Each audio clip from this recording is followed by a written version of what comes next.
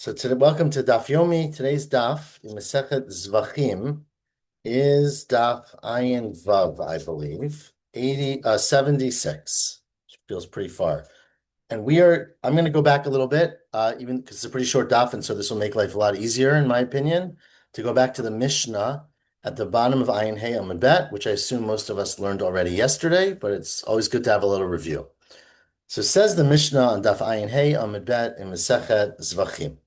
Asham shnitarev v'shlamim. Right, you have two karbanot. One is a karban asham, which we've learned a lot about in the last parak or two prakim ago. The other is a karban shlamim, and they're two animals. They look very similar. You mix them up, so you don't know which one is which. And the question is, what do you do? Rabbi Shimon says, shnehem yishchatu. You should yishchatu b'tzafon. You should take them both up to the Beit Hamikdash. You should slaughter them as karbanot. You should say when you're doing it, I'm not sure if this is a shlamim or an asham. If it's a shlamim, I want it to be for a shlamim. If it's an asham, I want it to be for an asham. You have to do it in the north, because remember, a karban asham is a kache kadashim and has to be done in the north. The shlamim does not, but you have to do the stricter of the two. So you shech them both in the north. Yishchatu b'tzafon. Where am I? Yochlu kechamor shebehem, and you can eat them like every karban that is eaten, but like the stricter, which is that you can only eat it for one night and one day. You can't eat it the second day. You have to, and all the people eat it, or the Kohanim can eat it, like people eat an asham. So you have to have all the stringencies of a karban asham. And that was the Rabbi Shimon's opinion. Amrulo, the Chachamim said to Rabbi Shimon, we don't agree. You can't go to the Beit HaMikdash and bring a karban and say, might be a shlamim. Sorry, okay, this might be a shlamim, but we're going to treat it like an asham, because ein miviyim kachim lebeit hapsul. You're not allowed to bring kachim to become pasul, meaning which means notar, leaving it over. Right? You're only allowed to eat an asham till that night. Shlamim you can eat the next day. If you're treating this animal like an asham, you're basically taking a shlamim, which you know one of the two is a shlamim, and treating it as if you're only going to eat it that day, and you're going to burn and destroy what you don't eat overnight. So you're going to lead to a situation where you limit the use of that karban, and therefore, instead, what you should do is what we talked about in the previous Mishnah, which is you should take the two animals, let them get a mum. Once they get a mum, you redeem them. You take the money, take the more, like one's worth $800, one's worth $1,000. Take $1,000 and buy a shlamim, $1,000 and buy an asham, just like we had in the last Mishnah. So that's what the Chachamim said. Continues the Mishnah, now let's say you mix up pieces of an asham and a shlamim. So the animal's already shechted, and they slaughtered the animal, they put the blood on the mizbeach, they burned it, they've got little pieces, so now you don't know which pieces are from the asham and which steaks are from the shlamim. So it says the Mishnah there, of course, you have very few options, because you can't let them get a mum and sell them, they're dead, right? So what do you do? Kache kadshim bikachim kalim, if it's mixed up, kache kachim like an asham, or a chatas in kachim kalim like a shlamim. Nechalim liyom echad, nechalim l'shnei yamim, if they're things that are eaten one day or mixed with things eaten in 2 days, v'layla, where am I? Yochlu k'chamor shebehem. Then you should do always like the more strict of the two. So that's our Mishnah. If the animals are alive, there's a machloket Tanakama, I'm sorry, Rabbi Shimon and the Chachamim. And if the animal is not alive, of course, you just have to treat it like the stricter of the two. Says the Gemara now, Tani Tana Kamed Rav. There was a Tana who said in front of Rav the following statement, which is a quote from a Braita in the Tosefta. Shvi'it. Let's say you have, and we're going to go away from Kachim for a minute to some other things like Shemitah. Remember that food during Shemitah has specific limitations. Once, let's say you have your, apples during Shemitah. That's not a great example. Let's say you have your olives during Shemitah. Once the olives are no longer available in the marketplace, the shuk has gone out, then you're not allowed to sell them and do business with them and eat a large amount of them. You can eat small amounts, but it's called the Zman Bi'ur, right? And then eventually you have to get rid of them. So let's say you have things of Shemitah, or am I? Shvi'it, right? You have things that are from Shemitah, so you have fruits that are Shemitah. Ein lokhin b'dameh truma. You can't take, remember, you could exchange the fruits of Shemitah for money, but then the money has Kedusha of Shemitah. So that money has to be used within the same time frame. Let's say the time frame is December 1st, right? So that money has to be used by December 1st. You can't go to the store, especially not today on November 29th, and use money of Shemitah to buy Truma if you're a Kohen, right? Because the problem is that, let's say you go and buy Truma, you go to the store and you should have a special section, right? This is oil of Truma, only for Kohanim. If you buy that oil, the problem is that since you used money from Shemitah, you have to now use all the oil by December 1st. And you might want to use it all if you have pancakes, but you might not. And so what you're doing is you're limiting the amount of time you can eat the truma. Once December 1st comes along, if you didn't eat it, you have to throw it away, to burn it, or you have to leave it to rot, right? So you're not allowed to be lochim b'demed truma. Nipnei, says the Mishnah, it's a brighter, sorry, shemim ma'atim b'achilata, because you are going to limit the amount of edible time for the truma because you use Shemitah to buy it. So this was a bright. Amru Rabbanan Kamei de Rava, or Rabba really is probably what it should say. The rabbi said this statement in front of Rabba, and they said, Ha delok Rabbi Shimon. Said Rabba, this is not like Rabbi Shimon. Because Rabbi Shimon in our Mishnah, Di Rabbi Shimon, Amar Mevi'im Kachin Lebeit Absul. In our Mishnah, Rabbi Shimon said, you have one animal that's an Asham, one animal that's a Shlamim. There's no problem. Say they're both an Asham, and take the one that's a shlamim and only be allowed to eat it for one day. So according to Rabbi Shimon, there should be no problem in taking Shemitah money and buying Truma. Amar lahu, so he said to them, this is Rabbah, said to them, no. It could be that even Rabbi Shimon agrees with the Mishnah, the Braita about Shemitah, not using Shemitah money to buy Truma. Because maybe, where my afilutem Rabbi Shimon, Hani mili di avad. And Rabbi Shimon was only talking about bidi avad. In our Mishnah, you mixed up the two animals. So once they're mixed up, you're stuck. What are you going to do? But lichatchila lo, you shouldn't go to the store and buy truma oil with Shemitah money. So that was Rabbah's answer. Says, where is that true? Lichatchila lo? Is it true that lichatchila you can't? Close the door. Yeah. Sorry, no. Well, lichatchila lo, and is it really true that lichatchila, according to even Rabbi Shimon, you're not supposed to do something to limit the amount of time that you eat karban, or you eat kachim, or you eat truma, or shmita, for example. Well, truma is the example. What about Eitvei Abaya? Asked Abaya from the following Mishnah, right? So I'm sorry, this is a Mishnah later. Says the Mishnah now at the top line of Daf Ayin Vav Amid Aleph. The Mishnah later on Daf Tzadi is going to talk about how you eat kachim, how Kohanim have to eat the meat, and all kinds of rules. But one of the rules that we're going to see later is that in general, of course, excepting a Karban Pesach, but kulan rishaim kohanim l'shanot b'achilatam. The kohanim can change the way that you eat the karban, meaning they can cook it any way they want. They can prepare it however they want. Lechan sluyim, they can roast it. Shklukim, they can slow cook it. Shaluk usually means like in the truck pot almost, like stewed. Thank you. Mivushalim, you can cook it like on the stovetop, like you regularly would. You can make it any way you want. Now you of course have to put spices into that. So do you have to eat your meat raw? No, you can put into them tavle chulin. You can put in spices that are chulin. They don't have to be kachim spices. You can put your salt and your pepper. Vid tavle truma, and you could take spices that are truma and put it into your stew. Now, the problem is that your chata stew can only be eaten for one day, and your truma can be eaten forever as long as it's good. So you see from the Mishnah that you're allowed to take tavlin spices of truma and put them into your kachim. Divrei Rabbi, this says Rabbi Shmuel, but obviously it should be Rabbi Shimon. Divrei Rabbi Shimon, right? So said Rabbi Shimon. But Shita agrees with me, but so does the Mishnah later. So says Rabbi Shimon. So you see from the Mishnah later that you're allowed to do this lichatchila, meaning even initially you can take tavlin of truma and put it into your kachim, even though by doing that you limit the time you can eat the truma, because now you can only eat the truma for a day, and at the end of the day you're gonna have to throw it away, right? So you see that Rabbi Shimon holds that. Amarle, so Rabbah said to Abaya, right? That's not a good proof, because that's talking about Trumat Tavlin, which is only Drabanan. Remember, the halacha of Truma Midoraita is only for Dagan Tirosh and Yitzhar, right? As you learned last week, only for grain, the primary grains, oil, and wine. But things like spices, like pepper or coriander or whatever spices you're putting in your meat, there's only Truma Drabanan and Midrabanan. Of course, it's not a problem. Not of course, but it's not a problem. So that's the reason why Rabbi Shimon mattered it there, but not necessarily that he would allow you to do it lechatchila. Eitvei asked the Gemara, no, it's not clear who asked this, but it seems like the Stam Gemara, asked another question on Rabbah. What about the Mishnah in Maaser Sheni? Because the Mishnah Maaser Sheni has a similar concept where it says, Ein lochin truma b'kesef maaser. You can't use your money from Maaser Sheni. Remember, Maaser Sheni was where you took 10% of your produce in the first year, second year, fourth year, and fifth year of the 6-year cycle, 7-year cycle, and you exchanged that, took that produce and brought it to Yerushalayim to eat. Now, if you lived far away, it says in the pasuk, you can redeem that produce onto money.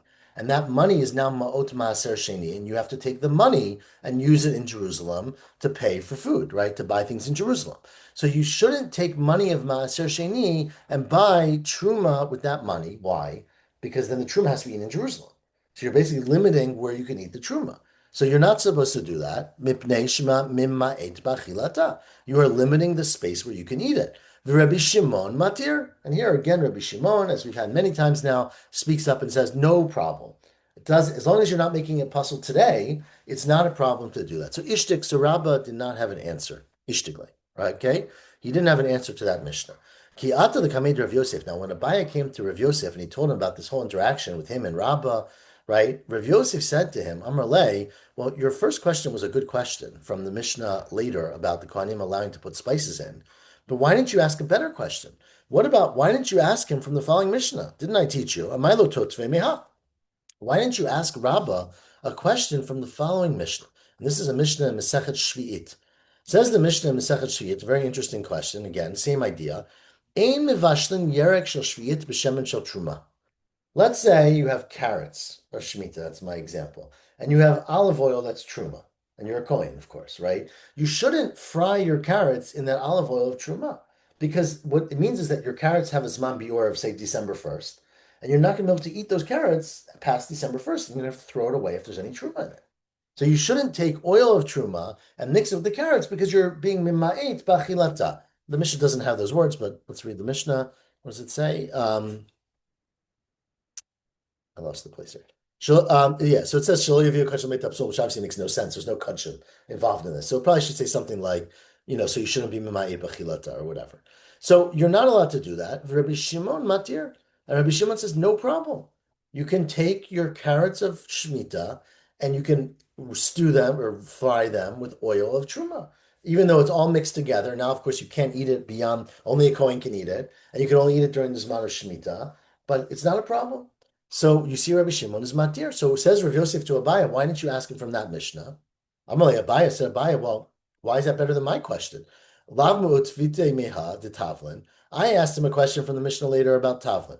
And he told me back, don't bother me with tavlin because it's only d'Rabbanan. V'amar hanach l'truma tavlin d'Rabbanan. So here too, he would have said the same thing to me. You're talking about a vegetable, it's only d'Rabbanan. Hachanami trumat yerek d'Rabbanan. So Rav Yosef, your question is not any better than my question. And Rabbi would have had the same answer. Said Rav Yosef, you weren't paying any attention. If that's what the Mishnah meant, it would have said the opposite. It would have said Yerek shel Truma b'shemen shel Shmita. It didn't say that. It said Yerek shel Shviat, which is Doraita. Doraita, right? And there's no such principle by Shemitah that only certain foods are Shemitah in Eretz Yisrael, right? They're all Doraita. So the Yerek was Shviat, and the oil was, and of course, oil is Truma Doraita. So that's why I said Rav Yosef to Abaya, my Mishnah would have been better than your Mishnah. Because your Mishnah he easily got out of by saying, oh, that was only Truma Drabanan. But this Mishnah, the Truma is Doraita, and the Shemitah is Doraita too. Now, of course, remember, we said there was another Mishnah that proved him wrong already, so that's why the order seems a little strange. But that was Rav Yosef's point to Abaya. Abaya was not giving it up, though. Says Abaya, well, I've got another question for you, right? Says Abaya, well, the reason I didn't use that Mishnah, or the reason that Mishnah would not have been more compelling, is because, look, there's another Mishnah that we asked a question on. We haven't done this yet. We're about to do it in a minute. V'lav mi otvite, we're halfway down, right? Didn't we ask a question on Rabbah? Remember, all these questions are on Rabbah's assertion that when Rabbi Shimon says that you're allowed to mix less Kedusha with more Kedusha, it was only b'diavad. It was only after the fact. But b'lechatchila, you shouldn't do it. So we're proving from all these different Mishnayot that, in fact, Rabbi Shimon says you can even do it lechatchila. Now, don't we have another Mishnah? Lavmi otvite, nimatnit and demater Rabbi Shimon. Well, we'll see the case in a second. Rabbi Shimon says it's mutar. Va'amarli, and he said to me, di arev, that it already was mixed together. So hachinami, what Rabbi would have said to me, says Abaya, is di arev. The reason Rabbi Shimon says that when you mix oil of truma with fruit of shemitah, that you're allowed to cook it together is because it's already mixed together. There's no way to disentangle it. So it's basically after the fact, right? Now you're allowed to cook it lechatchila because it's already mixed together. So he would have said the same thing to me. Says the Gemara, well, says Rav Yosef back to Abaya, well, I don't get it. If the case is that you have your carrots of Shemitah and you mix them together with your oil of Truma, Rabbi Shimon says you're allowed to cook it because it's already mixed together. But the Chachamim say you're not allowed to cook it. But if it's already mixed together, what benefit are you going to get by not cooking it? Ask the Gemara, Idi Arev, if it's already mixed together, my tamayad Rabbanan. What is the rationale of the Rabbanan who say you're not allowed to cook it together? Midi dahavi asham ushlamim, right? What are you going to say? It's like the Mishnah that we had earlier today, that when you mix an asham and a shlamim together, the Rabbanan say you can't bring it up as a karban. It's midami. It's clearly not comparable because hatam itle tekanta b're'iyah. By an asham and a shlamim, you can fix the solution. How can you fix the problem? You can take the two animals, let them graze until they get a mum. Once they get a mum, you sell them, you use their value. But here, when you have carrots mixed with oil, there's no grazing and mumim, and it's not relevant. So how come the Chachamim would argue? Hallo dami. In fact, this is similar to the end of the Mishnah, the chaticha shebechatichot, where we said you mixed up a piece of a karban, a steak that was a shlamim, with a steak that was an asham, and the Chachamim admitted that you're allowed to cook it and eat it, right? Tekima deletle takanta, that since you can't fix it, ochel kechamur shebehen. So therefore, I don't really understand, says the Gemara, why in the world, if they were already mixed together, it would be, this is Rav Yosef's response, right? If it was already mixed together, I don't understand why the Chachamim would argue. So it must be they weren't mixed together yet. And since they weren't mixed together yet, this is a proof that Rab is wrong. Because it proves that even though they're not mixed together yet, you have your carrots in one bowl, your oil in another bowl. It's an Isser Doraita, because carrots of Shemitah are Doraita, and the bowl of oil of Truma is Doraita. Says Rabbi Shimon, you're allowed to mix them together. So you see conclusively from here, says Rav Yosef, that Rab is wrong, and Abaya, you were a bad student and you didn't ask the right question. Maybe you didn't say bad, but why didn't you ask it? So that was the end of that conversation, but it's not over yet, because we are now 6 lines from the bottom of Ayin Vav Amud Aleph. Matgifla Ravina asked Ravina the following question. So I'm going to try to give the background, because if you walk into the middle of this, it's a little esoteric. But asked Ravina, it's not really comparable. Mi dami, is it really the same, Rav Yosef? The chaticha shebechatichot is the same as carrots mixed in oil, right? Because, sorry? Right, we're getting to kashrut rule. Okay. Midami, is it comparable? Because what's the opposite almost? Right? Because by when you mix two pieces of meat and you can't recognize which one is asham and which one is shlamim, there's no way to separate them, right? It's impossible. But here, just because you mix carrots with oil does not mean that you can't separate them, because as everybody knows, you can always squeeze the carrots and get the oil back. Right? No, I'm not sure if everyone knows that, but rip it off. You could put it on a grate and then so ask the Gemara, why can't you say hacha? Where am I? Hi, it letekanta beschita. You can squeeze it out. You can get the oil out of the carrots. For the ask the Gemara, Rav Yosef. Rav Yosef's response to this would be, Rav Yosef was probably not talking directly to Ravina. He's a couple generations before. But Rav Yosef's response would be, well, explain to me how much you're going to squeeze them. Heicha nischot. How are you going to squeeze these carrots? Nischot tuva. You're going to put them in a machine and squeeze them out. Then mafsid b'shviyat. Then you're going to basically ruin the carrots, because the carrots get ruined by, I don't know, I guess the juice comes out and then the water comes out. You basically squeeze out all of the liquid of the carrots themselves. So you're ruining something from Shemitah, which you're not allowed to do. Lischot porta, do it gently on a drain, like Claudia suggested. Well, that's not enough, because Ruvi Marav, there's still some oil mixed in. So although it is true that you can squeeze them somewhat, it's not like two pieces of meat where you just can't differentiate. It's clearly already mixed together. Okay. Eighth. Now we are at 2 lines on the bottom. We get to another question on Rabbah. And again, it's not clear who's speaking out these questions. We've seen Abaya, we've seen Rav Yosef. This seems like the Stam Gemara. But again, the question here is this. The Mishnah that we read again earlier today, but we quoted yesterday, said that if you mix up a carbon asham and a carbon shlamim, you should bring them both to the Beit HaMikdash. You should shech them both as if they were an asham, meaning in the north. You should say or think when you're doing it, if this is a shlamim, it's a shlamim. If it's an asham, it's an asham, and think the same thing about the other. And then you have to do all the avodah of each one, and then you can eat it like an asham for one day and one night, and then throw away the rest. That was Rabbi Shimon's opinion. The Chachamim disagreed. So the question that Rabbah raised was that only bidi avad, because the animals are mixed up together, but you shouldn't do that lichatchila. You shouldn't come up and say, I got 2 animals, I owe an asham and a shlamim, I can't really keep them straight. One will be each, right? Let me just do it. So ask the Gemara today, Eitvei. Rabbi Shimon Omer. Now, this is a very interesting discussion, which is why Tosfot is so long here about what this Mishnah is talking about. Rashi understands here that the Mishnah is talking about a person who is a Safek Mitzora. So he had Tzarat.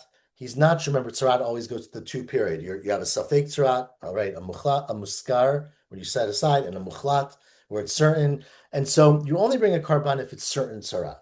And he wasn't sure, so it was a Safek. So the period of his tzarat was over. Tosfos points out that this Mishnah in Nazir, it's actually a bright in Nazir, is referring to also in Nazir, the same question. You're a Safek Nazir, same idea, right? At the end of your Nazirut, or the end of your tzarat, you finish your 7 days of Tahara, or your 30 days of Nazir, or whatever, and you want to go now bring your Karbanot in the Beit HaMikdash. But you're not sure if you need to bring Karbanot. Remember, a Nazir, let's go to the Mitzorah first. A Mitzorah brings an El Asham, right? An ayal that's an asham. Ayal's a goat, I guess. No, Something. a lamb. Okay, an el asham. Someone's gonna help me out. But it's an asham, and they bring a lug shemen, right? Remember, they bring this pitcher of oil.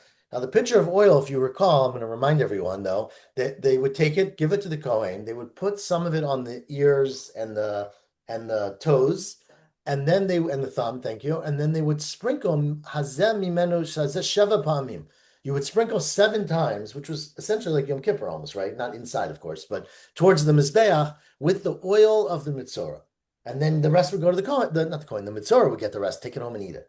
Okay, not home, but he would eat it. Okay, so sorry, the ram. Sorry, thank you. So the aisle would go to the mitzorah. The shemen actually stayed with the kohanim, but let's just leave it at that. So it says the Mishnah now. This is a bright actually in Masechet Nazir. Rabbi Shimon Omer lemacharat. The next day. The next day means the day after you cut your hair if you're a Nazir, or the 8th day if you're a mitzorah. Mevi ashamo velugo imo. You bring your asham, your karban asham, your ram, and your lug shemen to the Beit HaMikdash. V'omer, and you say to the Kohen to say the following condition in your sacrifice. Im sham mitzorah. If I was a mitzorah and I need to make up for that, harei zeh ashamo. This ram is my asham. V'zeh lugo, and this is my oil. V'im lav. And if I'm not a mitzorah and I don't need to bring this, then this should be a gift. Asham zeh shel shalmei nidava. This asham should be shalmei nidava. So basically, right, you bringing in an animal, and you're saying, I don't know if this needs to be an asham or a shlamim, but I'm bringing it regardless. The oto asham, now says the Mishnah, the Braita, that asham, you have to treat it like the chumrah of both an asham and a shlamim. So ta'un shchita b'tzafon, you got to shecht it in the north like an asham. Matam bahonot, you got to put it on his earlobes and finger like a mitzorah. Usmicha, you have to lean on it. It's not clear. Shlamim for sure you have to lean on. There's a machlok about whether you have to lean on a asham mitzorah. Unisachim, which is from a shlamim. Utnufach hazav shok, and you have to wave it. V'ne'achal liyom v'layla. So you see in all these cases, Rabbi Shimon says, not all these cases, in this one case, that this is no problem. You can walk into the Beit HaMikdash. You don't have 2 animals that were mixed up. You made this problem. You walked in with one animal and said, I'm going to treat it like an asham, and I'm going to treat it like a shlamim, and I'm going to eat it for 1 day and 1 night and throw it away at the end of that 1 day and the 1 night. So you're basically bringing a shlamim, lichatchila, making it into maybe an asham. That's the definition of mevi kachim beit hapsul, right? Answers the Gemara, that's not a proof. Because there's a guy who's in real trouble. Our animal's not the problem. The person's the problem. He's tameh. He might be a mitzorah. So if you don't solve his problem this way, he's going to be a mitzorah for life, or tameh for life, or nazir for life. So here, tekune gavra shani, this is different because you have to do it for the person. So it's not lichatchila. It's not like you're just walking in and saying, I'm bringing a shlamim, but I'm only going to eat it for 1 day and 1 night. You are really stuck because this guy needs to bring a karban, but he's a suffix. So that's why Rabbi Shimon might have allowed you to do it, even if he doesn't allow you to do it, l'chatchila. So that's the answer. Now, getting back to the case, the Gemara says you left out a very important. That's a great question. Where's an ask it? Probably tomorrow. I don't think we're going to get there. So wait till you see the answer, though. It's even better. Wait till you get the answer. Anyways, before we get to Claudia's question was, why didn't you bring an Asham Taloi? Because you have an Asham Mitzorah and you're not sure if you need to bring it. So you'll see the answer tomorrow and you'll be very happy. Says the Gemara today, though, before we get to that answer, we discussed bringing the animal and saying it's a suffix Asham, suffix Shlamim. If it's an Asham, it's this, it's Shlamim that, and doing the Chumrot. But what about the oil? As far as you know now, since you're an expert in Zevachim, do you bring an oil with carbon shlamim? You do not, right? It's not part. So what? How do you justify the oil if it's not an asham? Ask the Gemara. What about the oil? Where am I? Um, Hatenach Asham. So you solve the animal. But look, Mahikal Maimer, what do you do about the lug shemen, the pitcher of oil? Says well, just bring it as a nidava. Damar lug zayeh nidava. Maybe this lug, say lug is a nidava. Now we're going to discuss in a minute, maybe tomorrow a minute, but that there's a big machlokes about whether you can bring oil a load. Because think about it, there's one carbon that's a carbon of oil, which is the carbon mincha, right? A regular carbon mincha is flour and oil. So the question is, can you do flour and oil and hold the flour? Right? That's a machloket later. And there's an opinion that you can bring a carbon mincha that's just oil. Same way you can bring carbon mincha that's just flour, right? Minchat chote, you leave out the oil. But can you just bring oil? So there's an opinion that says you can. So you basically bring this oil and say, this is a carbon mincha. Now remember what happens to a carbon mincha, right? The kohen does a kmitza, puts it on the mizbeach, gives the rest back to the owner, and he eats it. Or the kohanim, and they eat it. Okay? That's the kmitza is matter the carbon. By a lug of mitzora, you don't do a kmitza. What do? You put some on the ears and you sprinkle it 7 times in front of the mizbeach, right? So the question, of course, is sorry. And what happens to the rest of it? Goes back to the mitzora. He gets to eat it. Uses it to cook his ale, his ram. Okay, so says the Gemara. So what do? So you take your lug zeh yehi nedava. Says the Gemara. Well, damalav mitzora. Maybe he's not a mitzora, in which case you have to put part of it on the mizbeach. Or you're giving this, if it's a mincha, you take it home and you don't put it on the mizbeach, that's me'ila, right? You're taking, says Gemara, by mikametz, maybe you need to do a kmitza. Okay, to mikametz. So you took off a kmitza and you put it on the mizbeach and you give the rest to him. So well, that's a problem because dilma mitzorahu. Maybe in fact he is a mitzora and the lug shemen is essential part of his animal, of his sacrifice, and his lug shemen is not a lug shemen because you took out a handful, right? V'bay matan sheva. And you now have to put 7 places on Matan Sheva means you sprinkle it 7 times. And so the Yav says, okay, well, you do that. The Chaserle. So ask Gemara, but now it's missing. So how can your lug shemen be used for the karban if it's missing a portion of the lug shemen? The mighty porta umalile. So basically what you can do is you can take a little extra oil and fill it up. So what you do is you would bring this lug shemen, you bring it to the Beit HaMikdash and say, this is a gift, maybe, or maybe it's for my mitzora. Take a handful out and put it on the mizbeach. Then take another handful of oil from elsewhere and fill it up to the top, right? And once you fill it up to the top, you then sprinkle it 7 times as if it's for a mitzora. So do both, basically. And we learned that in the Mishnah. It's none, because there's a Mishnah that says you're allowed to do that. Chasar halug, if the lug is missing part of its quantity, Angelo yitzak, before you sprinkled it, yimalenu. You can just put it back up and fill it up. Okay, so far we got a great solution of a very complicated situation, right? I've habai haktara, but you have to do haktara. Rashi says haktara is that you have to put the kmitza on the mizbeach, right? So says okay, the akterle. So you put it on the mizbeach. Well, really the way to read it is the akterle emat. When are you proposing that you're going to take the handful that's the kmitza and put it on the mizbeach? Batar matnat sheva. If you do it after the matnat sheva, havile shirayim shechasru ben kmitza lahaktara. Then you get into a problem where the shirayim of the mincha. Remember, the way the mincha works is you take out a portion that's your kmitza. Everything else is called a shirayim, right? But in this case, you took your kmitza, you put it in a container. Your shirayim is in this bowl, but before you put the kmitza on the mizbeach, you took 7 drops of the shirayim and sprinkled it, so now your shirayim are missing. And the halacha is, let's read inside, that if you have shirayim shechasru ben kmitza lahaktara, if you have shirayim of a mincha that are missing some of it between the time you did the kmitza and the time you put the kmitza on the mizbeach, it's not kosher. Ein maktir netakometz alehem. So what you have to then propose is that you did it kodem matnot sheva. So you did the kmitza, you put it on the mizbeach, you then brought a little bit more, poured it in top, and then sprinkled it 7 times. The problem then, says the Gemara, this is Rashi's version, is that there's a different problem, because kol shemimenu be'ishim harihu bebal taktiru. Anything that has been done for the flames can no longer be put on the mizbeach. And Rashi understands that sprinkling it 7 times is considered to be putting it on the mizbeach because it's the avoda of that thing. Tosfos doesn't like that, but that's Rashi's pshat. And so anything that's already been put on the mizbeach, you can't re-put it on the mizbeach, and it's based on a pasuk that you have, I don't have, which is that mimenu leishim, anything that has already been done on the eish, Harehu b'bal taktiro. What's the whole pasuk? I have a ton of psukim for this. Okay, well, we'll find it one day. So, anyways, says the Gemara, so that seems to be a problem. Amar Rav Yehuda, Rav Shimon Bar Pazi, 3 lines in the bottom. The answer is, and this is sort of our final answer, the masik lahu l'shem eitzim. The answer is that what you did is you sprinkled the blood on the mizbeach, towards the mizbeach, as if you're burning wood. Now, the Tosh doesn't like this analogy. Rashi's burning wood means like you're putting water on the mizbeach, meaning your intention is the following. If this is really supposed to be a lug shemen of a mitzora, then I'm doing my avodah now. I took out a piece from my kmitza, which was meaningless. I filled it back up, so now it's full. Now I'm sprinkling it 7 times on the mizbeach. If it's not an asham, right, then what it's really just a carbon mincha that's an idava.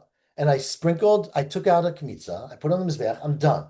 Why am I sprinkling it 7 times now? I'm just doing it for the heck of it, just to throw water on the mizbeach. So basically, you're thinking it means something if it's a mitzora. It means nothing if it's a mincha. And by saying that, you basically don't violate the prohibition of doing an avoda after another avoda, but you're making it conditional. So, and that's based on Rebbe Elazar. Tanya, 2 lines in the bottom. Rebbe Eliezer Omer. Now you have your pasuk for me, or the whole pasuk. The Reach Nichach. Okay, so the pasuk is Karban Reshit Takrivo Otam Lashem. Right, you should bring this as your karban reshit. That's not the pasuk I wanted. Anyways, you can't bring it on mizbech l'reich nichoch. It's the first pasuk. Anyways, the point is, says Rebbe Eliezer, the reich nichoch yitamale aval tamale l'shem eitzim. That when the Torah says you can't bring a karban after you brought the karban, basically, that means you can't bring it for the purpose of fulfilling a God's, reich nichoch, to make joy to Hashem, to be a sacrifice. But if you're doing it for nothing, basically, not for nothing, but to just provide fuel for the Mizbeach, it's not a problem. And so therefore, says the Gemara, and we're now at the top of Daf Ayin Zayin Amud Aleph. I think I'm actually going to finish the Daf, but at the top of Daf Ayin Zayin Amud Aleph, basically you did this long procedure. So let me just review the procedure for those who lost track along the way. You're not sure if you're a Mitzorah, right? And there's no way to get out of that suffix. Claudia's question was Asham Taloi, which we're going to get to in a second. But outside of Asham Taloi, how do you get out of an Asham Mitzorah, right? So says the Mishnah, the Braita, bring a karban, say, if I'm a Mitzorah, this is my Asham Mitzorah. If I'm not a Mitzorah, it's a Shlamim, and treat it like an Asham, basically. But you got to bring the oil also. So what you do is you bring a lug shemen, and you say, if I'm a Mitzorah, this lug shemen is for my Mitzorah. If I'm not a Mitzorah, this lug shemen is a gift, it's a karban mincha. Right? And then, but so not so simple then, but you got to then do the procedures of both things. So you take out a kmitza for a karban mincha, and you put that kmitza on the mizbeach right away.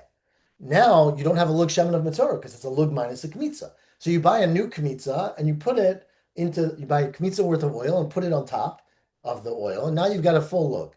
Then you take out 7, you put on your ears and your feet, you take 7 sprinkles in front of the aron, but you do that not for a karban unless you're a mitzorah, in which case it's a karban. So it's conditional, right? So that is the way you do it, and then you take all the oil home and you eat it or drink it with the karban within 1 day, correct. Says the Gemara, that's great. We're at the top line of Daf Ayin Zayin Amud Aleph.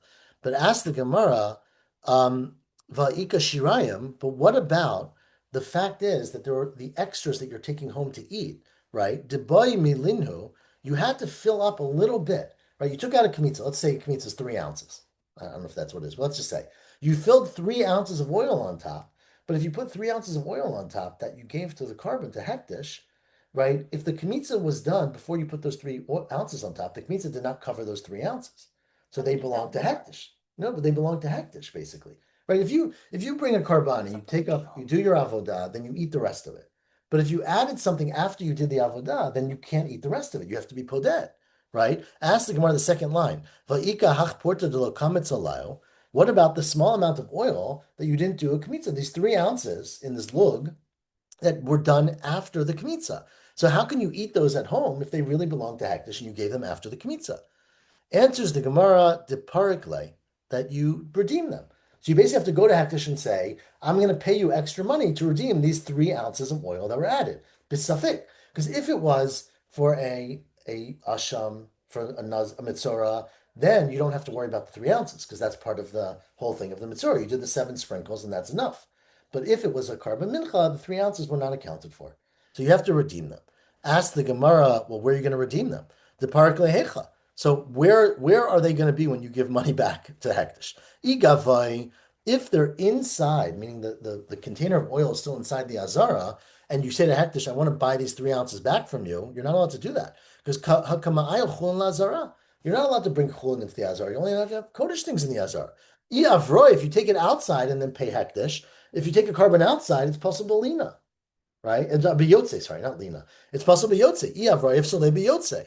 Lolam gavai. The answer is that really it's still inside, and the truth is that you're not bringing chulin into the Azara. Chulin memela havian.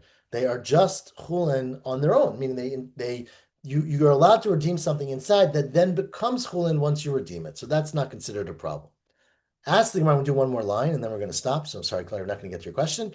But one more line, which is, this is a great explanation, and hopefully everyone followed along complexity, that basically you're not sure if you're a Mitzorah, you bring an animal, you say it's either an Asham or a Shlamim, which is great. That's the easy part.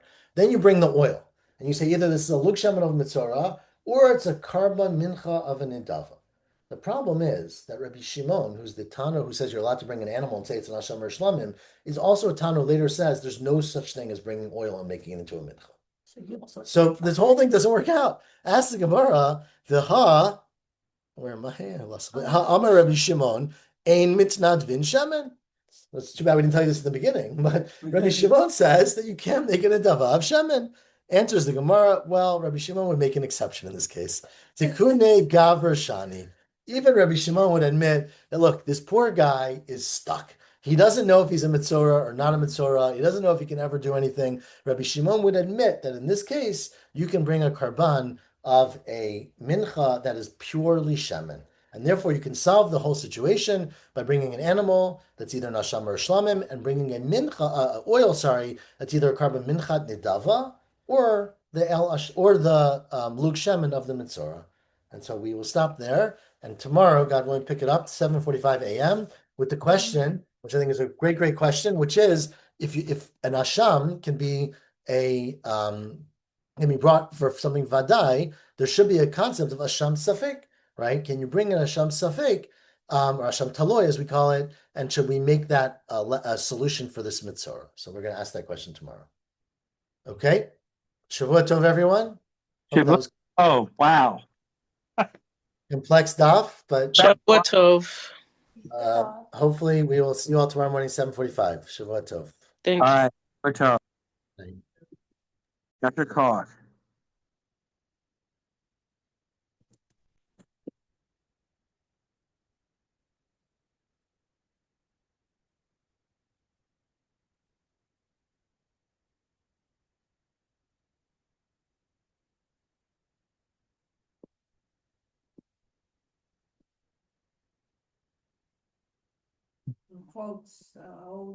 I don't know. They're just very